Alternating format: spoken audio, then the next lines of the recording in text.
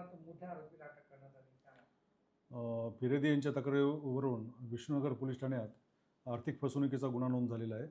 सदर गुन्ह्यातील फिर्यादी यांना त्यांच्या व्यवसायासाठी कर्ज आवश्यक होतं आणि त्या शोधत होते.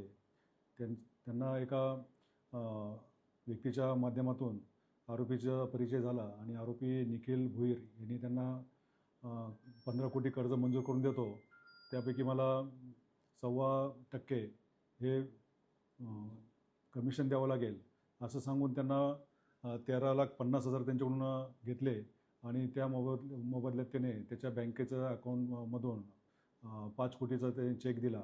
जो चेक पुढे बाउन्स झाला आणि त्यातून फिर्यादी यांना कळालं की त्यांची आर्थिक फसवणूक झाली. याचप्रमाणे सदर आरोपीने अन्य 2 व्यक्तींकडून पण असेच भूलथापा देऊन त्यांच्याकडून रकमा अगाऊ घेतलेले आणि त्यांना कुठलंही कर्ज उपलब्ध करून दिलेलं नाही. या आरोपीला आम्ही विष्णुनगर पोलिसांनी अटक केलेलं आहे आणि त्याला उद्या मान्य कोर्टात रिमांडसाठी हजर करत आहोत. आरोपीविरुद्ध यापूर्वी इतर 5 गुन्हे दाखल झाले असून त्यापैकी 3 गुन्हे हे आर्थिक फसवणुकीचे, अशाच प्रकारची आर्थिक फसवणूक त्याने केलेली आहे. पुढील तपास चालू आहे.